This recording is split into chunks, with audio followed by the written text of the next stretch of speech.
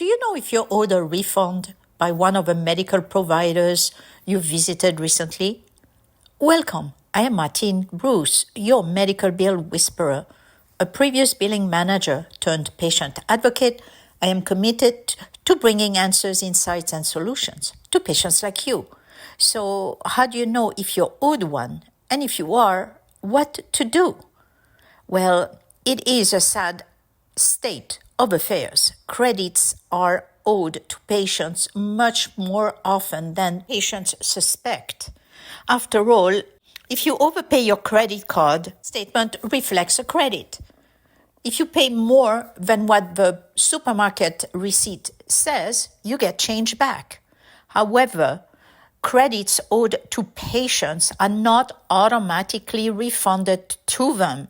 Why? Because they improve an office or hospital's accounting, providing extra income, and are too often the results of payment processing errors.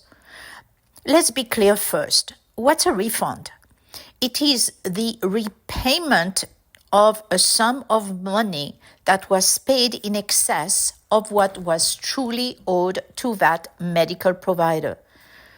So a refund can only be owed to you if you have paid something to a doctor or hospital and your insurance payment or contractual adjustments have created an overpayment on your account. An example, the provider billed $2,000. The insurance has allowed $1,450 per contract. That provider must write off $550. Out of the $1,450 allowed, your insurance paid $1,200. Your liability is $1,450 minus $1,200 paid, or $250. But you were asked to pay $1,000 in advance. In that case, $750 are owed back to you. If you look at your explanation of benefit and look at what is your liability, if you paid more than that, you probably are owed a refund. Over some reasons why refunds happen. The first one happens a lot at the beginning of a year. It's when you are asked to pay in advance for your unmet share of cost. That would be the deductible, the portion you pay before your insurance pays anything. Your co-insurance, which is the percentage that is your responsibility once the insurance makes a payment, or any office ER visit copay. The problem often is by the time the claim is processed, other claims might have already been or applied towards your share of cost, and now you have paid in excess of what you truly owe. Second reason, hasty patient billing. Now, with more and more automated billing departments, statements are often sent before an explanation of benefit has been issued, therefore before your liability has been established. If you have a secondary insurance, a statement may reach you before that secondary has been billed or processed the claim. And if an appeal has been filed, you may receive a statement before that decision has been issued. In all those cases, if you already paid, you are owed a refund. Now, hasty paying is, of course, a problem, especially in cases where if you don't pay, you don't get the service. It happens often for out-of-network providers. Or if you receive a simple notice, usually from hospitals, telling you how much has been billed to your insurance. It is not a bill, it is just a notification. And in many cases, your insurance may have been billed as a courtesy or has not been billed at all. In such a case, a refund may be due once the insurance has been billed and has processed your claim. Dual coverage can also lead to overpayments. That means you have two insurance companies, two policies. If you pay after the primary EOB has been issued, but before the secondary has paid their share, you may have a refund coming to you. And remember, your secondary must have issued an explanation of benefit before your final liability can truly be established. And then there is the don't ask, don't get policy. Too often these are private financial agreements that you are, let's just say, encouraged to sign in order to receive the service. Yes, it may be the policy, but is it legal? Provider is in network. Such agreements are not. They must bill the insurance and they must receive an explanation of benefit before sending you any statement. If no insurance payment is expected, again, mostly for out-of-network claims, you pay the provider, but you submit for reimbursement and get paid something in return, well, if that payment goes to the office instead of your pocket, a refund is due.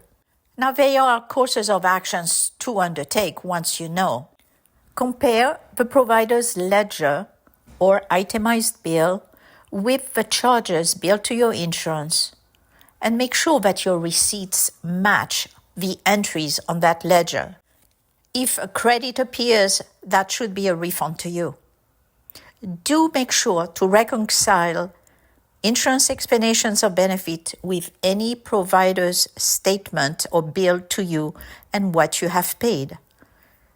You should confirm that whatever prepayment is made has a significance. Is it your office copayment? Is it a deductible that shows as unmet? Is it for a service deemed not payable by your insurance? Make sure that your provider either bills the insurance directly or sends you an invoice that you can use for reimbursement. And always make sure that you know under what conditions and what time frame a refund will be issued to you. As for legal stuff, well, the financial arrangements and policies vary from office to office, so I would always make sure to read the fine print as much as I can before signing anything. Some states, like California, have laws that determine the time frame that a provider must refund a patient. And there is also a federal mandate under Obamacare that forces providers to identify overpayments and issue refunds. Now, many billing people will tell you that no refund will be issued because the insurance might recoup. Recoup means might request some or all of the payments back. Well, that is always a risk, but how often does it happen?